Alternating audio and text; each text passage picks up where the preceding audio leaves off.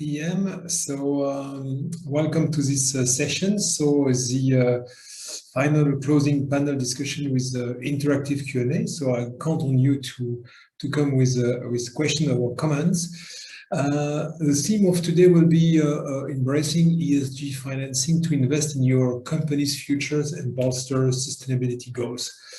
And so I have the pleasure to welcome our panelists. So we have three panelists: Domingo Antunes, Treasury Financing Director at Decathlon. You have Alex Rutherford, Treasury Manager at Yorkshire Water, and Dirk Aranguer, Head of Group Treasury Investor Relationship at INEOS. So thanks, guys, for joining us today for this session. And let's try with this interesting topic. So maybe a first question. Can you introduce how your Treasury team approaches ESG and what you have done towards your ESG goals? And maybe let's start with you, Domingo, if you don't mind. Yes, for sure. Good afternoon, everybody. So what we have done today at Treasury level is to do some simple things. We try to just incorporate ESG impacts in our financing in sustainable linked loans. How we have done it in a quite a simple way. We just took our 5 main KPIs, ESG KPIs at Decathlon level, because we have 5 that we are following each month since now more than 10 years. And we incorporate it in our credit lines. We have done it quite simply, to be honest, because we have just done an audit with our auditors today in order to be sure that the calculation is the good one, plus a second party opinion, just to be able also to follow it, because if you are just doing a rating, sometimes it's quite complicated to know where is the good, where are the impact and what you have to do in order to be better and more sustainable. So we have done it, and in the other part, we are still working on it, on real estate financing, supply chain finance for sure when you are doing some production. But we are trying a lot of things. We are testing because I think that it's the beginning of a lot of work between Treasury and Sustainable Department. But for the moment, it's just on sustainable linked loans. And just a question, you mentioned ESG ratings. So any specific ratings you are using? Today we have a short-term rating, but a financial one. We studied the fact to have a sustainable one, extra financial one, but to be honest, it was quite complicated to understand the impacts of the rating. So we decided 2 years ago to stay on these KPIs to be sure that the views that we will give to our banker is the same ones that we are giving internally, and to be able also to manage it, and also to let's say to try to focus on the same one internally and externally in order to be aligned. And I think it's important. And I guess you disclose them into your annual report. Yeah. Annual report. We are disclosing it to all our bankers annually, but we have also a sustainable development report in which we have it since 10 years. Okay, good. Alex, maybe with you. Sure. Yeah. So we probably approached ESG and sustainable finance slightly differently to most. So as a water and wastewater company, we've obviously known for a long time that sustainability and ESG are essential to the business to achieve long-term resilience and obviously maintain people's water supply, etc. Alex, yeah. sorry, I don't know, but could you hear Alex? So I think that could you I can hear you fine, Alex. Okay, I'll try. Okay. I'll try sitting a little closer to the microphone. There you go. Yeah. So as I was saying, so we've known for a long time that to be a water company that's around in 50 years' time and providing those essential services to people. It's all about long-term resilience for us, and that means thinking and acting sustainably. So whilst when we set up our sustainable finance framework back in 2019, we decided to take a slightly different approach. We've kind of labeled it as this whole business approach, whereby we say that most of what we do, our portfolio of expenditures, is sustainable, and we can only do that in two ways. One is very in-depth reporting, impact reporting, and this isn't just your usual, kind of suite of KPIs. It's another suite of 40 odd KPIs across the business that we use to report on the other strand of why we can claim this, and it's our 6 capitals approach. So that is measuring your business basically as an impact on 6 capitals, being that environmental, social, intellectual, financial capital, etc. So the way that we're able to report on those capitals, the impacts that we have, etc., underpins this whole business strategy, and is why we can go out to investors and argue to them that, hey, Yorkshire Water as a business is sustainable. So it's a slightly different approach to your usual kind of green bond. The framework does give us the flexibility to do stuff like sustainability linked loans, etc. And I'm pretty sure that's coming down the line for us and our peers. But we've raised now one and a bit billion off the framework, and we're going to use the framework as a platform to raise all future debt from Yorkshire Water. Okay, thank you very much. And now maybe move to Dirk. Yeah, good afternoon, everyone. Yeah, just maybe a word of INEOS Quattro up front. So INEOS Quattro is a new holding entity formed at the beginning of the year, consisting of actually 4 businesses: INEOS Styrolution, which I will mainly talk about, Innovin, INEOS Aromatics, and INEOS Acetyls, which we recently bought from BP. So basically, INEOS Quattro is now a holding company that reports to investors. Being in the chemical sector, ESG is sort of at the heart of it for years. Especially when you think about safety. Safety is one of the key KPIs which is actually measured industry-wide, and one of the key things that is comparable, and we have been extremely transparent about it, and it's actually the #1 business goal of entire INEOS. So at the beginning of each board meeting, there's a regular update on safety. We do disclose that to our investors, and we think that only safe operations, including leakages and all sorts of things, need to be really with a zero-based approach in order to be successful throughout. So that has been key for a number of years, and now obviously same thing on governance. The code of conduct, behavioral measures around bribery, etc., are key. And now the sustainability portion comes into play, and obviously being in the chemical sector, regardless of, we haven't done any green financing yet. Those projects are upcoming and are mainly concerned around the recycling portion.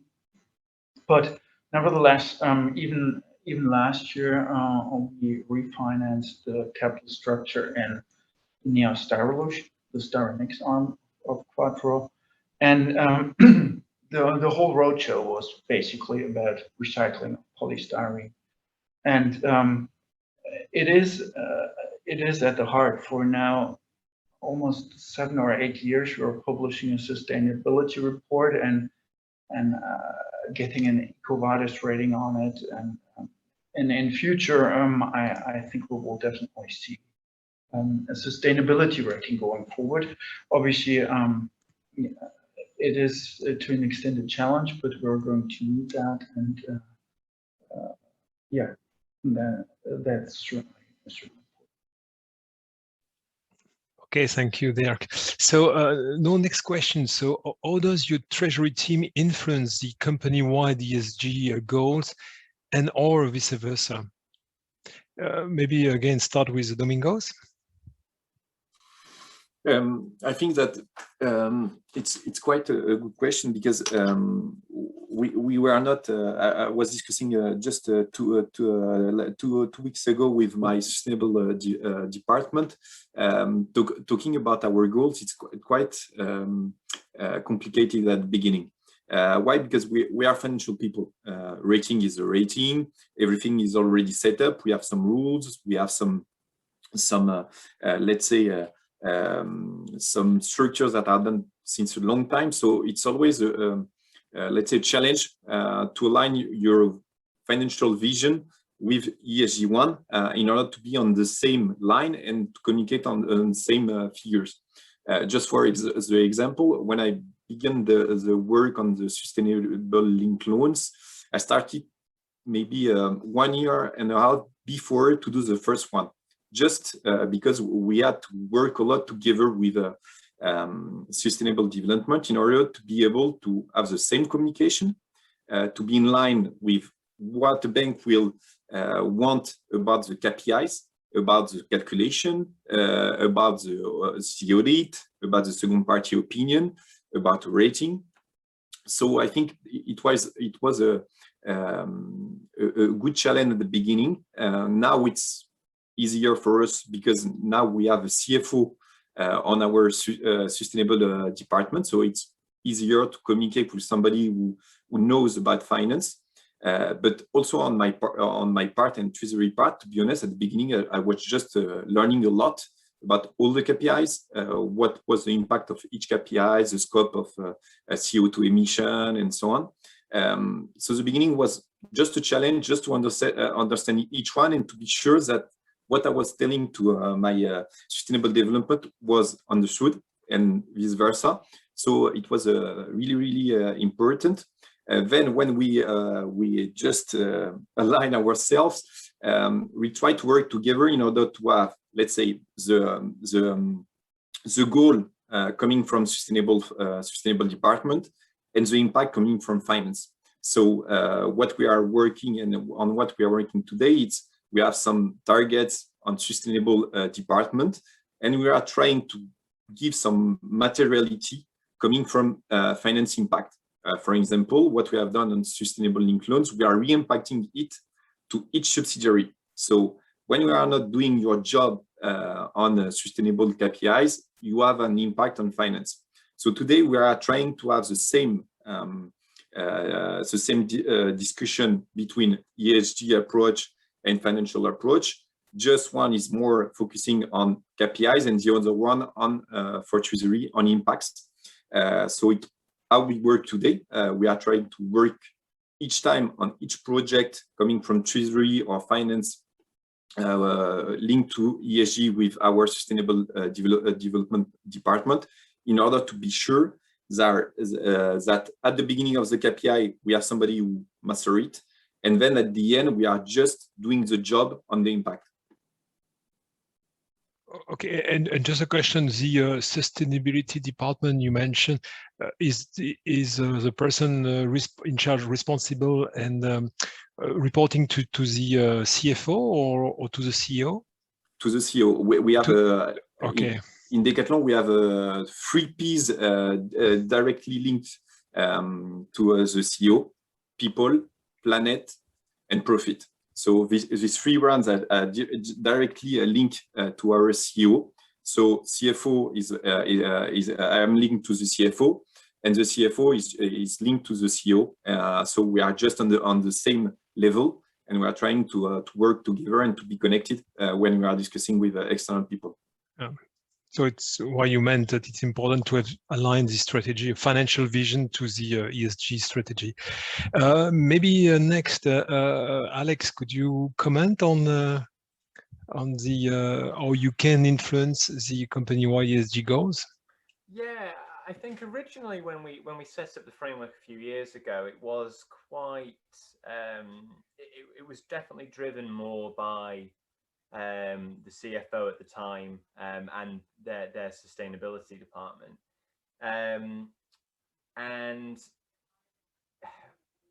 we got involved a lot. Obviously, we were crucial to structure the framework to be suitable for investors, etc. And we led on that. But a lot of what we were going to, a lot of what we were saying in the framework, and again making the claims that we could make, came from the CFO and that what they saw as the direction of travel for this kind of whole business sustainability framework.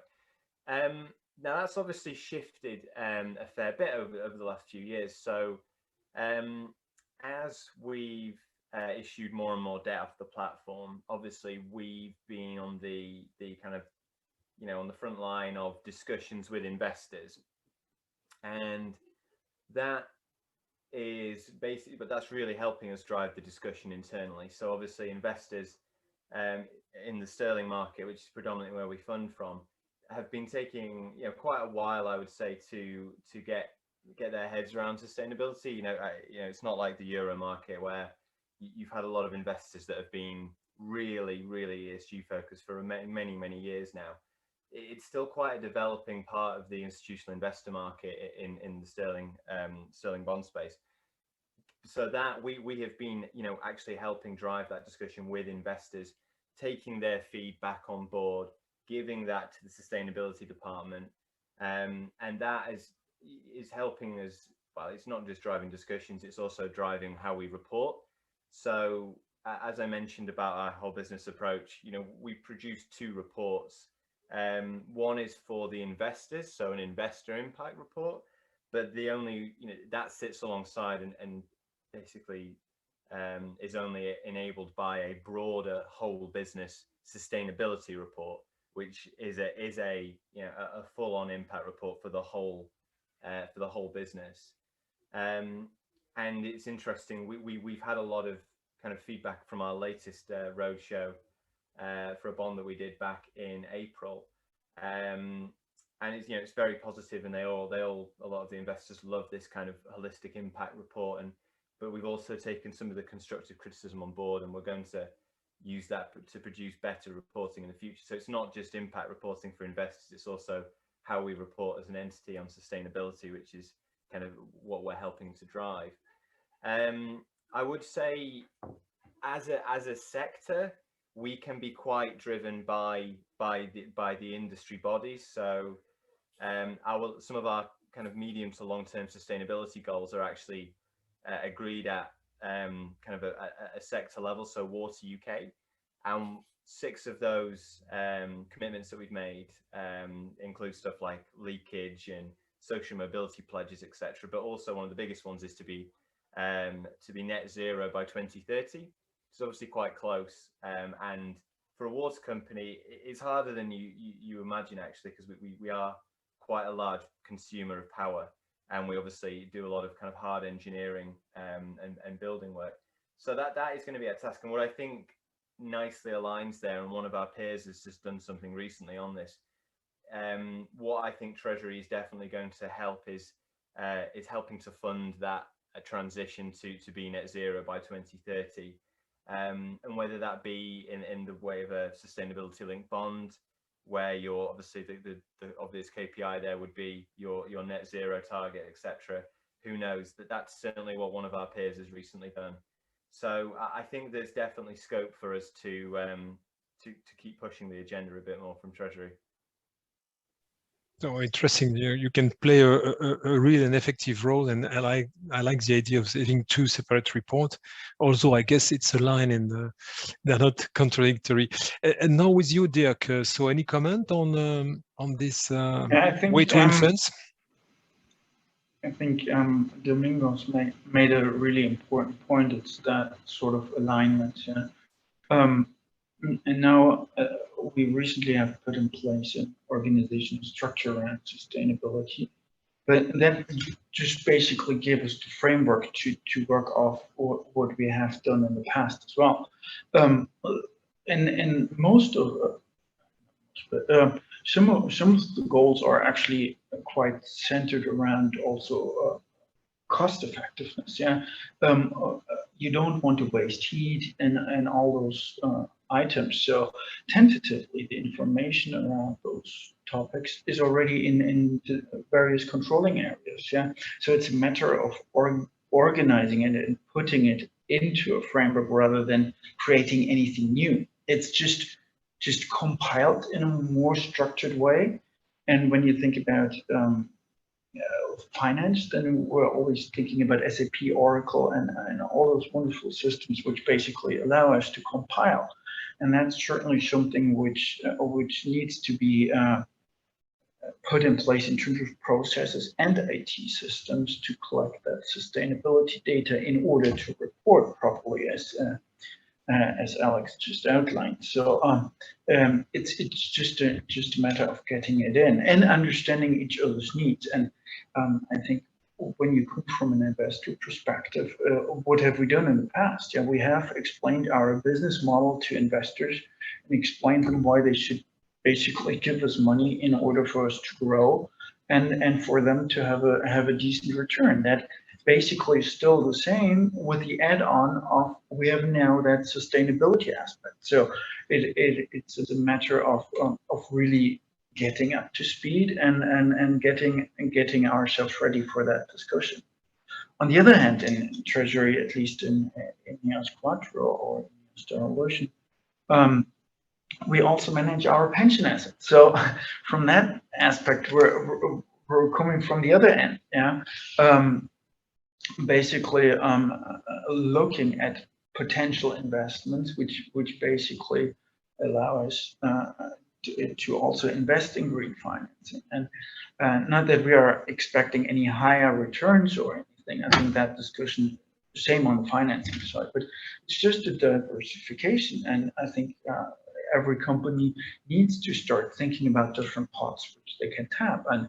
And literally, it's not just around green financing, but I don't know the others, but we certainly see the importance of that discussion also in just simple bank discussions. So not just green related, but in any bank discussion or any investor discussion. So that aspect is of importance. So we need to align ourselves, get our goals here ready, and really have a decent implementation plan. And that's why I think it's not a treasury-driven topic. That's much too short. It's a company-wide one, which we need to aim for, because it will help us to be profitable in the future, save our resources accordingly. So it's not just oh, the investors don't give us any money if we don't give them a nice report. No, it's much more. It's it certainly needs to be part of the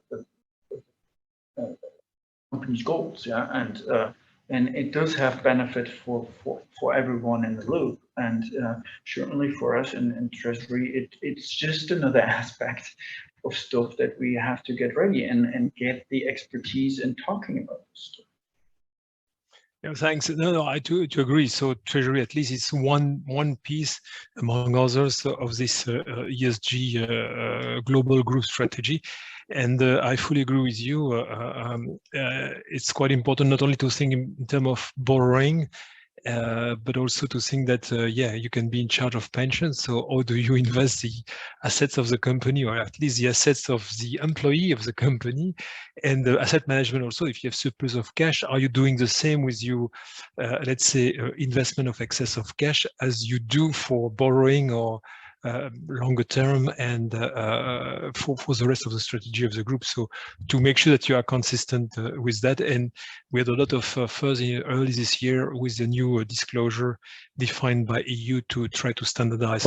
And then it brings me to the next question. So do you see, because we know that there are many standards, ESG standards, and still maybe a lack of harmonization and standardization of what could be the referentials, but do you see any benefit in having an ESG standard, and if so, which one?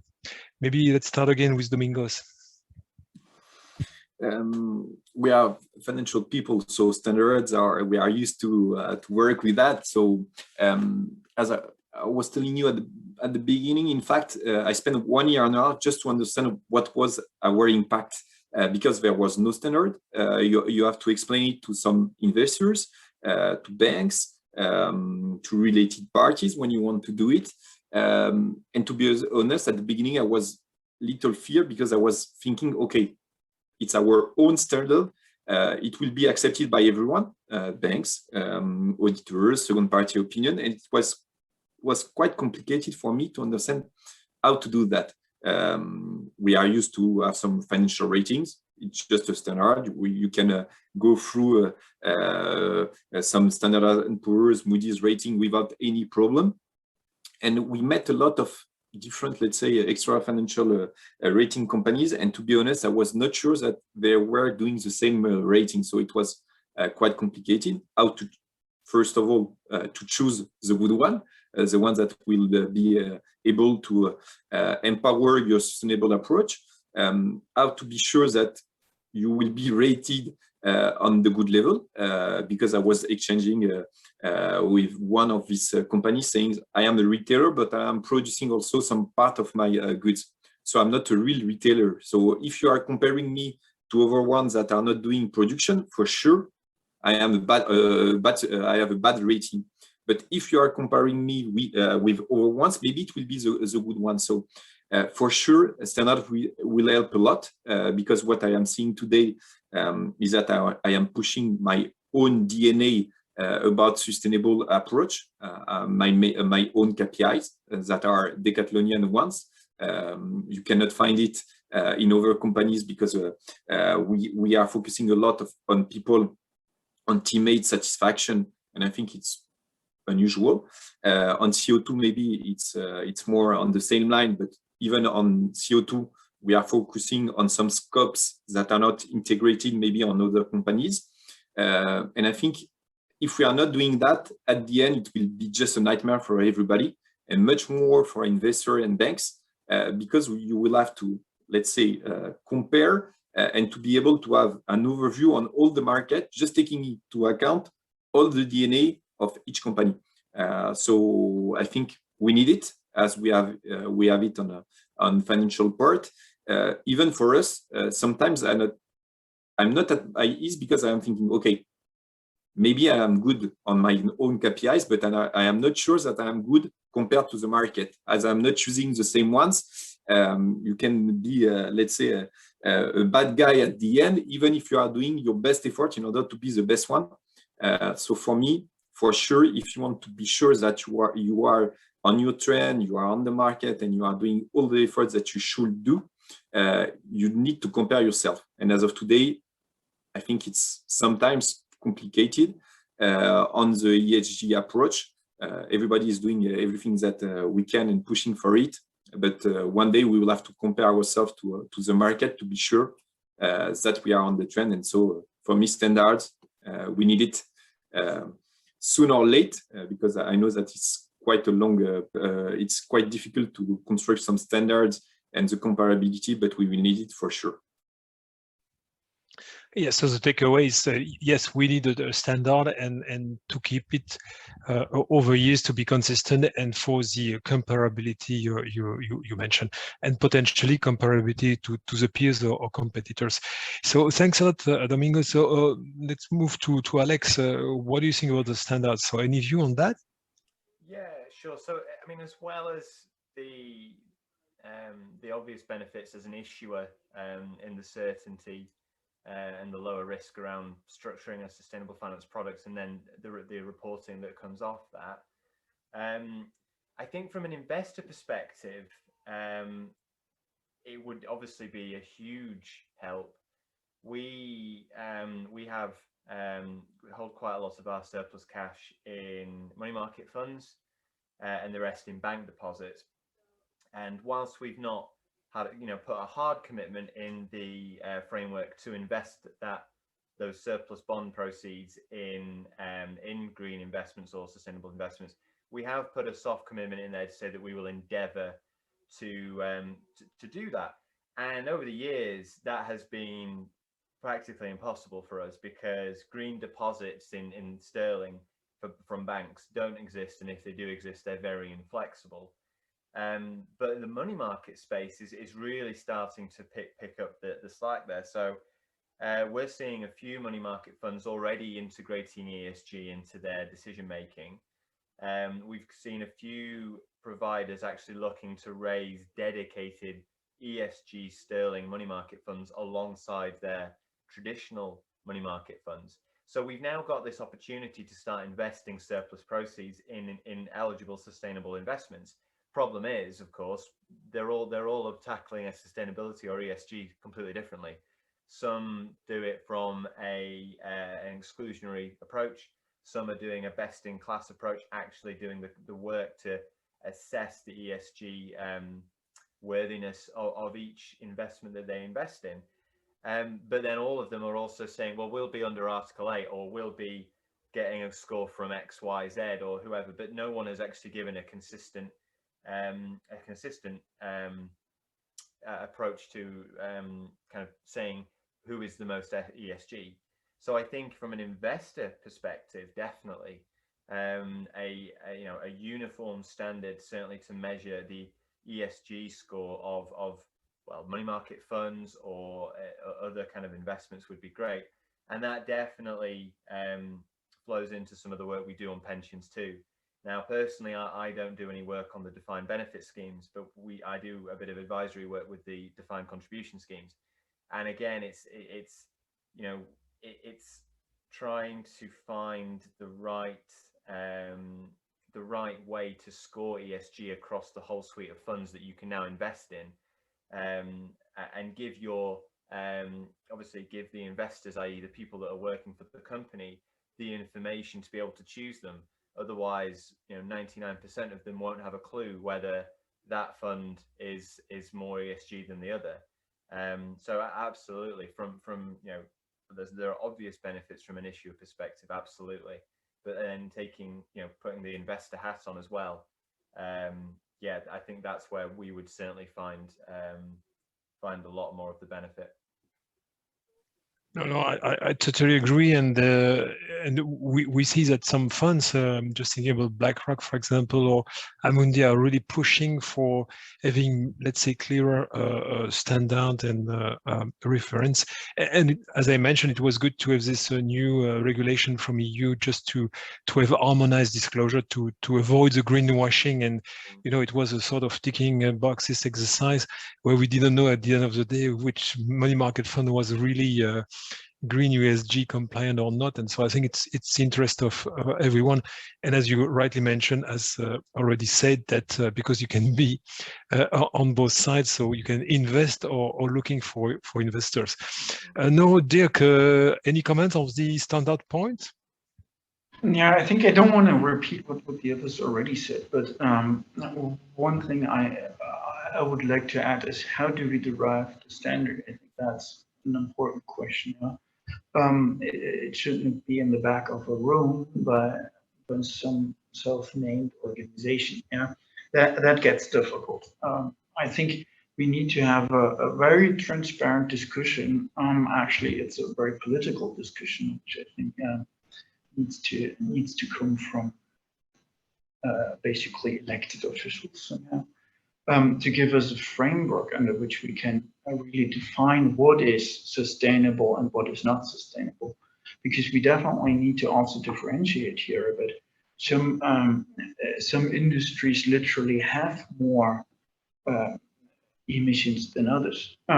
It's still, what do we aim for? We don't aim for killing the entire industries, because wherever they are in the chain, you still need them in order to produce something at the end. So it's really about improving the footprint, and here we need to make sure that we don't derive a standard that basically eliminates funding for industries which tentatively have higher emissions than others, because ultimately you would then stop the supply chain, and I think that's not in the interest. But you need to make yourself comparable within the industry and say, well, look, here's competitor A and competitor B, and there's a difference, yeah? And you cannot compare that to, I don't know, a windmill company, or something, just making it up. And I think that sort of discussion, to my mind, is not advanced enough yet. And we need to sort of have a system which sets clear priorities on improving but at the same time also gives industries the chance to raise the funding to improve and not take certain industries out. I'm not saying that because we may have an issue here. I don't think at all ourselves, but I think when you think about various industries, mining or whatever, everybody's looking really negatively towards those. But what would we do without mining? A very, very difficult discussion. You know? And what is green? Certainly on the two edges, on the two extremes, I think that's fairly easy to answer. But in the middle, where you're sort of on the gray space, it gets difficult, and we need to make sure that funding still remains available, but nevertheless has maybe a cost advantage or what have you, in order to encourage people to work sustainably. I think that's the goal. Yeah, but I totally agree with you, Dirk. I have the impression that since COVID, we have an increasing demand for ESG compliant fund investment, etc. So I guess that with this increasing demand, maybe it will also force the standard setters to try to agree and to find either one common standard, or at least to align the standards, if many. It's like for accounting, I guess it takes a certain while, but it's certainly something that we all, let's say, would like to see in the future. Maybe a last question before closing this session, or to answering is the question of the floor, if any. What is one piece of advice you would have to those looking to improve their ESG strategy, or let's say implementation within the Treasury Department or within the whole business? Any tips, advice, takeaways for our, let's say, participant? Maybe we start with you again, Domingo, to follow the classic, let's say, rank. Just one, it's complicated because I think we have a lot of advices to give, but in fact, I think the most important one for me is to respect your DNA, the DNA of your group, and to be aligned and to work together with your sustainable department. It's the key. Without them, you cannot do anything. In fact, you can commit yourself on sustainable linked loans, you can commit yourself on investment. But at the end, if you are not understanding your DNA and the sustainable, let's say, KPIs or your sustainable DNA, it will be complicated. So work together with your sustainable department in order to be in line. And I guess if you have an ESG committee, you confirm that Treasury should be part of it. It should be part of it. I am today part of the ESG committee, but I am also putting some the CFO of, because I was telling we have a CFO on sustainable department on my Treasury committee. Yeah. Okay, good. And with you, Alex? Yep. Any tips? So, again, reiterating what Domingo's just said, absolutely, especially so anything you adopt in Treasury, especially if you're then going to communicate that externally to investors, you've got to make sure that anything you do adopt is in line with the strategic direction of your company. It's also essential in that respect, I think, to get senior leadership buy-in for these kind of things. You can definitely push most of the agenda from Treasury, certainly in the setup, but to have that senior level buy-in and to keep you focused on the strategic direction of the company would be essential. And that may mean, if you've done the groundwork with your banks, advisors, and investors, even, it may mean that you have to do a little bit of internal lobbying to slightly modify the way that the business approaches ESG to make it kind of more external facing. But never lose track of the that strategic direction. Just to add another one, it would be, it's very important to make sure, and I know this was covered before, to make sure that internal reporting systems and processes can actually deliver what you're going to commit to, whether that be sustainability linked on a basis of 5 KPIs, whether that's on just delivering the reporting under a more plain vanilla green bond. It doesn't matter, it's not, you shouldn't just assume that your reporting systems and processes can can handle it, because you'd be amazed what can throw it all off sometimes. Yeah, and you rightly said, and it was mentioned by all of you, so KPI is quite important. So you need to find a way to measure and to see, I guess, the improvement, or at least to fix targets is quite important. So it's not only just a commitment or narrative, it's also important to get KPIs. And maybe with you, Dirk, any yeah, I think comment? again what the others already said, but one key item is, and I think I said that before, the complexity just increased, and that sustainability reporting actually came over time. So I think every one of us may have started with strange Excel sheets, and then they got developed further.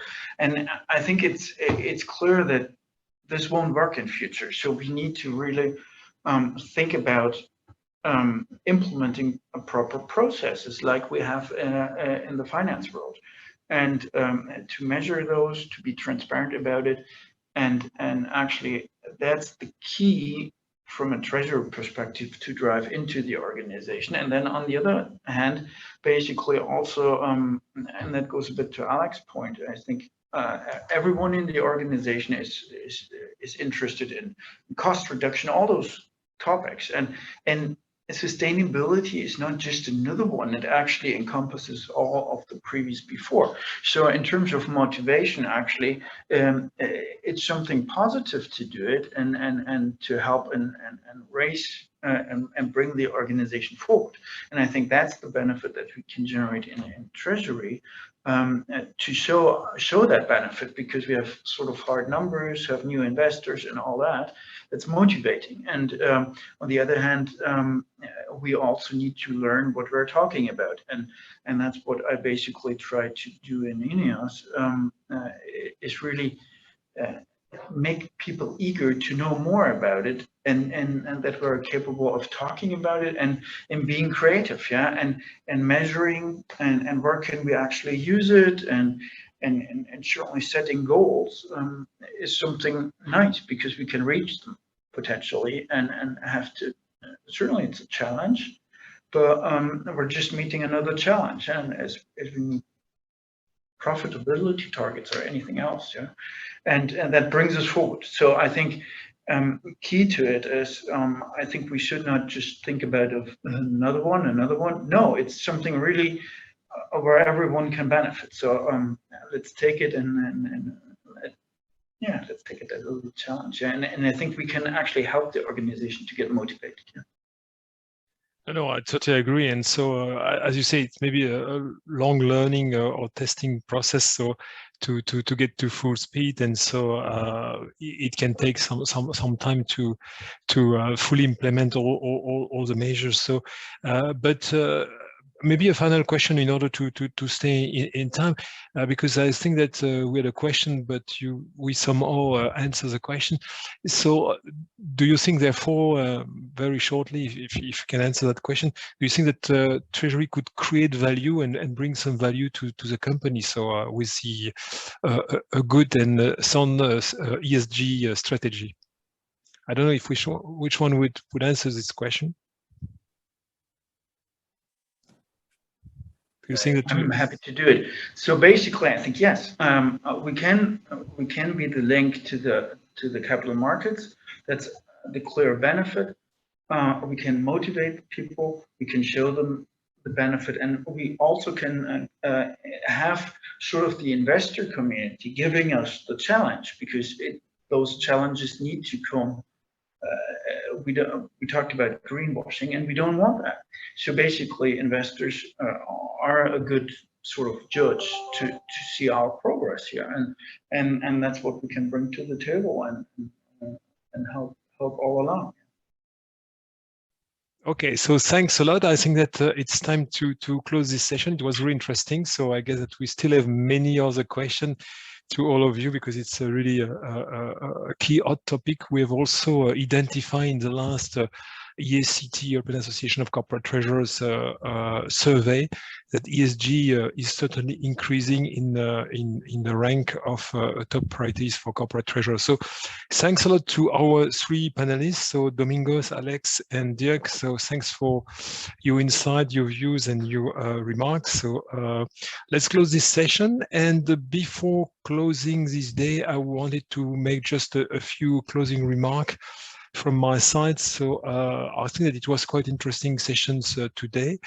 So but first, I wanted to thank all our speakers, panelists for their participation and valuable contributions. So the principle of a peer group like the one we had today, it's to exchange, to share views, and I really appreciate that, because as I mentioned, it's something that we suffer for the last months, not to say years, a year and a half, the absence of networking and opportunity to talk to our peers. So today we are focused on optimization and how to do things better. And I think it's quite important. And I'm sure that tomorrow we'll keep talking about that. So I've always been a fan of innovation and leading edge treasurers. And so the one looking for improving things, those who try to change things, to move boundaries and to improve the process for the benefit of the whole department, the whole company. And we have today a fantastic opportunity to better position treasury among finance and to show how we can generate value. And we just mentioned with Dirk answers how we can create value for the company in specific field. But as treasurers, we have many opportunities to create value for the company. What is for me a fantastic opportunity to reposition ourselves. So every crisis is also an opportunity, as we used to say, for those who dare to change things and to be proactive. And I think that today we saw and we hear a lot of proactive treasurers. So let's be inspired. Let's talk to peers. Let's continue to exchange with our peers. It's quite important. And let's participate with Treasury Association to build the Treasury future, because it's not because I'm chairman of a Treasury Association and quite involved in the European Association that I keep thinking that Treasury Association play a valuable role in the different countries to drive the best practices, but also to give some ideas of what are the trends, what should be the trends, what we should do, what we should not do. And also we mentioned the regulation, because ESG, it's also standard regulation, to try to influence, to lobby on the regulation. It's what we try to do on a daily basis at ESCT, to make sure that all the regulation you will be forced to comply with are in line with our business and do not penalize our role. But I think that it's quite interesting to see that it's a changing role, an evolving role. I love our job because we have so many opportunities to innovate, and the job is in perpetual change and movement. So I think it's quite exciting compared to other finance function. I don't want to say that they are not attractive or not interesting, but maybe more, let's say, static, constant over a year, where our, let's say, scope of activities and the way we do our business has changed over a year. So that makes our function, in my view, the most exciting within finance department. And I hope that you share this view with me. And so I hope that you also enjoy your job, as I do, try to revisit processes to enhance your treasury management. And by attending this kind of event of today, and thanks to GTE, you have an opportunity to talk to your peers and to share experience and to listen to specialists in different fields. So I'm convinced that some of our speakers gave you tips, good ideas for tomorrow. I hope you enjoy the first day as I did. But before leaving you, I wanted to introduce Tim de Knecht, the Manager Strategic Finance and Treasury of Port of Rotterdam in the Netherlands, and he will be your chair for the day 2. So the day 2 begins at 12, so at noon sharp, CET, of course. And have a lovely evening and take care. Hope to see you very soon. Cheers.